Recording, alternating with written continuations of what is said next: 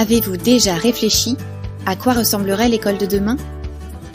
Et quelles seraient les clés essentielles pour grandir en conscience et développer son plein potentiel? Ces leçons du nouveau monde ont pour vocation de réveiller les étoiles et de vous délivrer les savoirs universels pour réinventer le monde de demain. Alors, c'est parti? On y va?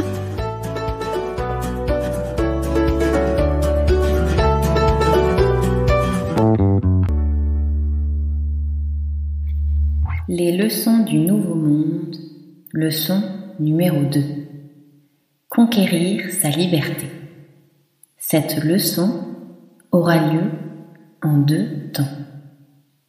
Partie 1. Le miroir de la vérité. Oyez, oyez, enfants de la Terre, je suis content de vous retrouver pour vous transmettre une nouvelle clé essentielle qui vous permettra de grandir en conscience. Vous avez reçu la dernière fois la première loi fondamentale de l'univers, celle de la paix. À travers le pouvoir de la méditation et ses différentes techniques, Elicia vous a appris à cultiver la paix en vous, malgré les pensées négatives. Vous vous souvenez? Vous avez peut-être pratiqué des exercices de concentration, refait la méditation de la bulle, trouvé un mantra ou bien encore une image puissante pour vous aider à maintenir la paix en vous-même. N'hésitez pas à pratiquer régulièrement. Ce sont des exercices qui deviendront chaque jour de plus en plus faciles. Aujourd'hui, Elicia va vous transmettre une deuxième clé essentielle, la liberté. Comme il s'agit là aussi d'un enseignement très important, elle a préféré vous la délivrer en 2 temps.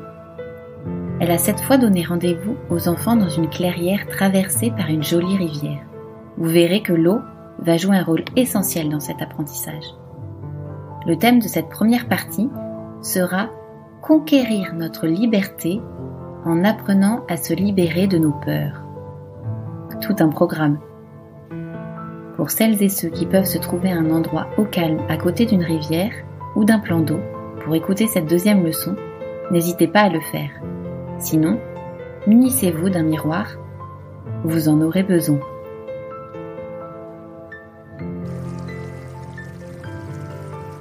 Bonjour les enfants, je suis heureuse de vous retrouver pour cette deuxième leçon dans laquelle nous allons partir à la conquête de notre liberté grâce au miroir de la vérité. Sacrée aventure, vous allez voir. Je vous ai fait venir ici car l'élément de l'eau va nous aider dans ce travail d'exploration. En nous reliant à lui, nous allons pouvoir plonger en nous-mêmes pour observer et interroger nos vérités. Ce ne sera pas une mince affaire, mais le voyage vaut le coup. Prêts pour aller affronter nos parts les plus intimes? Commençons déjà par une baignade. Prenez le temps d'entrer en contact avec l'eau. Portez votre attention sur la sensation qu'elle vous procure, sur vos pieds, vos mains et tout votre corps. Écoutez sa musique, goûtez à ses saveurs. A-t-elle un message à vous transmettre? Écoutez ce que l'eau a à vous dire. L'eau est un élément qui apaise et nettoie. Se baigner, tremper ses mains et ses pieds, c'est s'offrir un moment de douceur, un nettoyage en profondeur pour relâcher les tensions.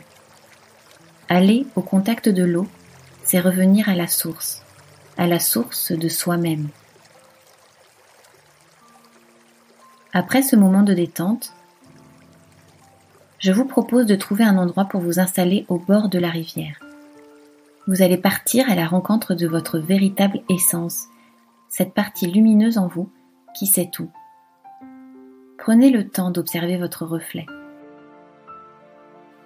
Regardez ce visage qui se dessine dans l'eau, comme dans un miroir. Le miroir de la vérité, qui vous permet de voir ce qu'il y a derrière le voile des illusions et des peurs. Observez-vous. Passez en revue votre visage, votre nez, votre bouche. N'y a-t-il que cela? Étudiez-vous. Arrivez-vous à voir au-delà des apparences?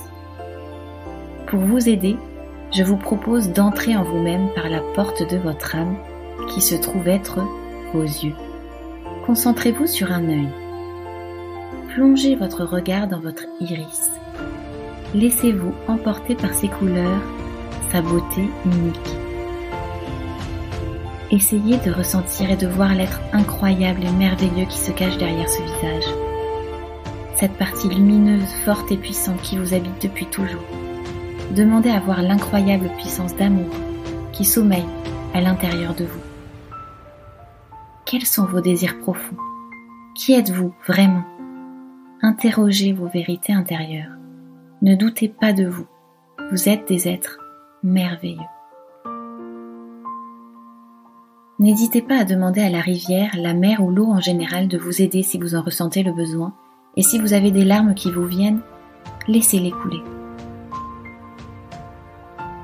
Après ce petit exercice, vous pouvez prendre le temps de boire un verre d'eau et respirer profondément. Nous allons maintenant plonger au centre de nous-mêmes pour nous permettre de nous déconditionner de nos peurs. Vous êtes prêts? Cette fois-ci, fermez les yeux. Imaginez votre reflet dans l'eau, comme celui que vous avez pu observer tout à l'heure. Visualisez que vous plongez en vous-même, au milieu, vers votre ventre. Vous le verrez, les premières plongées sont toujours plus mouvementées, car nous n'avons pas l'habitude d'explorer ce qui se passe à l'intérieur. Mais au fur et à mesure de votre pratique, les choses seront plus faciles. Après avoir plongé, vous arrivez sur un bateau. C'est votre bateau. Vous en êtes le capitaine. Vous vous tenez debout, bien droit dans vos bottes. Vous naviguez en pleine mer et vous pouvez observer l'horizon au loin. Seulement l'océan commence à s'agiter. Le navire est ballotté par les flots. Le vent se lève et l'équipage est bousculé. Les vagues se déchaînent et certaines passent même par-dessus bord. Vous vous cramponnez. Vous êtes épuisé, à bout de force, sans aucune idée du temps qu'il vous faudra encore tenir.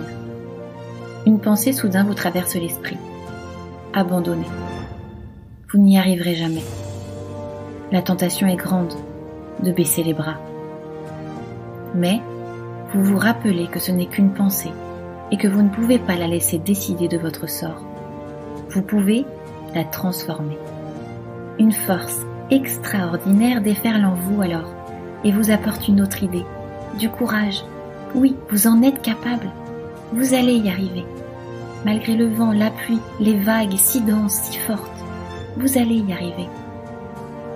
Vous adressez alors une prière à vos anges gardiens en demandant protection et soutien jusqu'à ce que l'horizon soit dégagé et qu'une terre soit en vue. Vous leur demandez de vous aider à changer vos pensées, tout en vous connectant à cette force et cette puissance que vous avez pu observer tout à l'heure. Grâce à une foi en vous-même et à une détermination de faire, vous vous redressez. Vous y arriverez parce que vous êtes fort et capable. Les vagues ont beau submerger le pont du bateau, vous êtes toujours debout.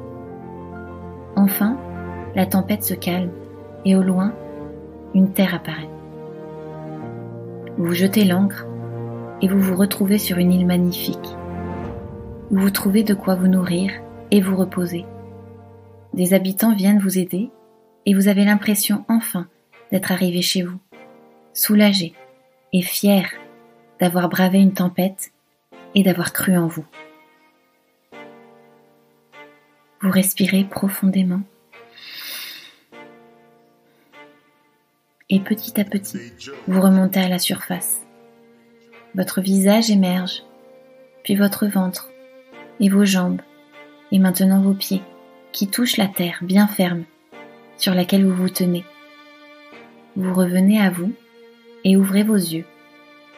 Si vous le souhaitez, vous pouvez poser vos mains sur l'herbe bien fraîche sous vos pieds. En pleine tempête, nous avons tendance à vouloir baisser les bras. Nos pensées sont trop agitées, bruyantes et nous empêchent de retrouver notre paix intérieure. Nous sommes éprouvés, nos blessures sont mises à nu. Alors, nous avons un choix à faire. Leur faire face avec courage et foi pour pouvoir nous apaiser et conquérir notre liberté de penser. Ou renoncer et se laisser couler sous le poids de toute cette négativité.